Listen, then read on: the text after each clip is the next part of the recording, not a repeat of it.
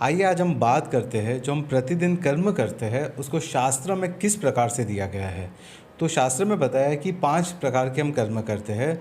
सबसे पहला है वो है नित्य कर्म। नित्य कर्म मीन्स भगवान की उपासना करना, पूजा पाठ करना, भजन कीर्तन करना, मंत्र जाप करना, भगवान की सेवा करना, ये सारी चीज़ नित्य कर्म में आती है। दूसरा है नैमित्तिक कर्म। नैमित्तिक कर्म मीन्स कहीं पे जाकर निमित्त बनना। किसी की शादी है वहाँ पे चले जाना, किसी के यहाँ बर्थडे का सेलिब्रेशन है वहाँ पे चले जाना।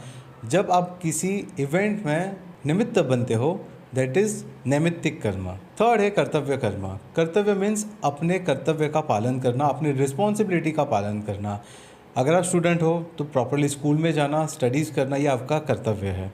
अगर आप जॉब पे जा रहे हो तो वहाँ पे जाके ईमानदारी से काम करना, दैट इज़ योर कर्तव्य। अगर आप गृहस्थ हो तो आपके माता पिता का, आपके परिवार का, आपके पति पत्नी का या बच्चों का सारी जिम्मेदारी का भार अपने सर पे लेना, दैट इज़ योर कर्तव्य कर्म। उसके बाद आता है प्रायश्चित कर्म। प्रायश्चित कर्म मीन्स सुबह से लेकर शाम तक जाने अनजाने में हमारे से कुछ कर्म ऐसे हो जाते हैं जिसका हमें अफसोस होता है, तो उसके लिए क्षमा मांगना, दैट इज़ प्रायश्चित कर्म।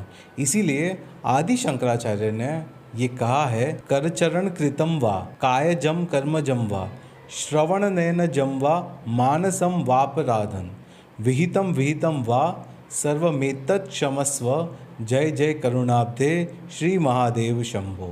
इसका मतलब ये होता है कि हे शंभो, हे महादेव, दिन भर में जाने अनजाने मेरे हाथों से, मेरे पैरों से, मेरी आँखों से, मेरे शरीर से, मेरे मन से या किसी को भी मैंने हर्ट किया हो तो उसे लिए मैं क्षमा मांगता हूँ। और जो पांचवा है वो सबसे महत्वपूर्ण है, क्योंकि यहाँ से ही आपकी मुक्ति का मार्ग या फिर आपके कर्म बंधन का मार्ग डिसाइड होता है। और काम्य कर्म वो है जहाँ पे हमारी इच्छाएं, कामनाएं और वासनाएं छिपी है। पैसे कमाना, गाड़ी खरीदना, बड़ा घर खरीदना, और पैसे कमाना और पैसे कमाना, ये कभी पूर्ण ना हो उसे काम्य कर्म कहते हैं। लेकिन यहाँ भी आपके जीवन का सबसे बड़ा सीक्रेट छुपा है। यही काम्य कर्म आपको कर्म के बंधन में बांध सकता है या आपको कर्मों से मुक्त कर सकता है। तो कैसे?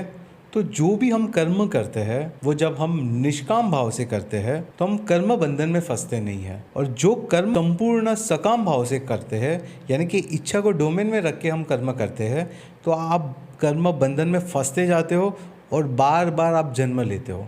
और जब तक आपकी इच्छाएं, आपकी कामनाएं पूर्ण नहीं होती है तब तक आप माया जाल में फंसते रहते हो। और अगर आप गृहस्थ हो तो कभी कभी सारे कर्मों का उल्लंघन होता है। इसीलिए ज्ञान, वैराग्य और स्पिरिचुअलिटी को जब हम समझते हैं तब हम कर्मों को